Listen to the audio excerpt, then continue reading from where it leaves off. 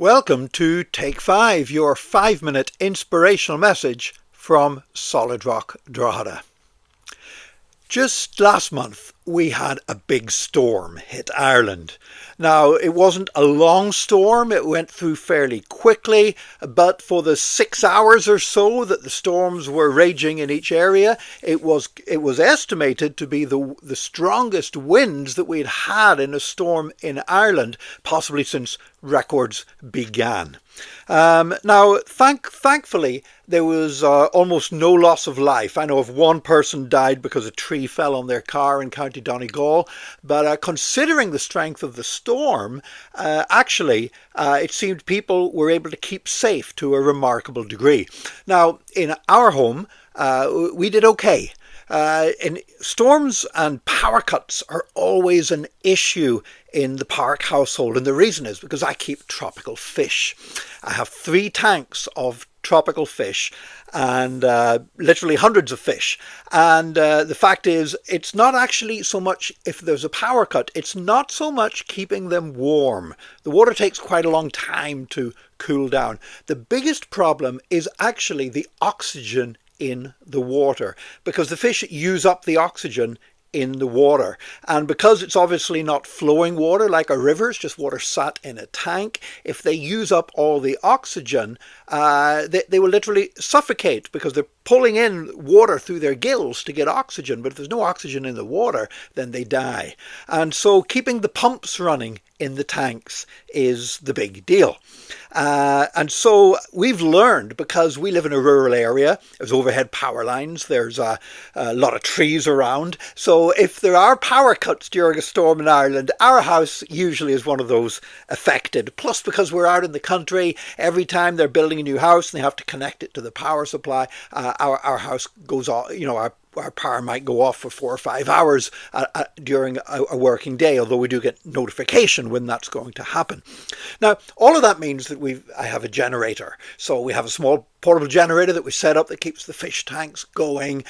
We had plenty of coal to put on the fire to keep us warm, open fire in the living room. We have a gas camping stove. We can heat up water and make cups of tea, and we can charge our phones and everything because the power coming from the generator for the fish tanks as well. So lots of candles, lots of torches. So you know what? It was, the uncertainty of when the power was going to be turned on again was obviously a little bit of an issue and a bit stressful. But apart from that, we coped very well indeed.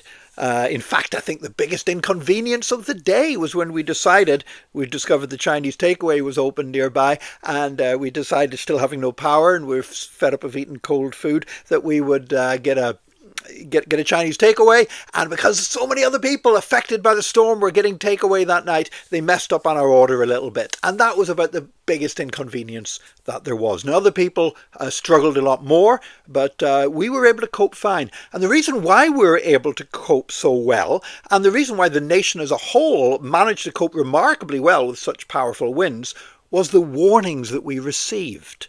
The weather forecasting has become much more exact as a science. I remember when I was a teenager reading an article in a newspaper where it basically said if you were to just say the weather the next day was going to be pretty much the same as today, then you had more chance of getting it right than the National Weather Forecast did. Now, that's not the case anymore. We can get weather forecasts on our phone. My wife will say, you better take the dogs out for a walk because there's going to be rain in half an hour. And weather forecasting and storm forecasting and everything else has become a much better science and more exact. And so we knew this storm was going to be very powerful. We knew it was coming through. We even knew what time it was going to hit each area. In other words, when you're warned, you should be prepared. Now, the crazy thing is, we understand that now with storms, and people do take, for the most part, apart from some people who just don't listen to anything, we do tend to heed those warnings and act accordingly and prepare accordingly. But the Bible warns us about stuff that's ahead as well. The Bible warns us about Jesus Christ returning. Hundreds of times the Bible warns us, and yet there's still going to be loads of people get took by surprise when it happens. The Bible warns us that we are going to die. And everyone should know that unless you're still alive when Jesus comes back again, you are going to die. And yet people still don't prepare for death. They're not ready. They don't prepare physically. They don't prepare for preparing for their families. They don't make wills. Most of all, they don't prepare spiritually for the reality that death is coming or the return of Christ is coming. We need to be ready. And we need to have our faith in Christ. And we need to ensure that we are born again by faith and trusting in our salvation to Jesus Christ alone. If we can do it with storms, we can do it with something much greater, whether it's death or the coming of Jesus. God bless you today. Join us again tomorrow for another Take 5, your 5-minute inspirational message from Solid Rock Drogheda.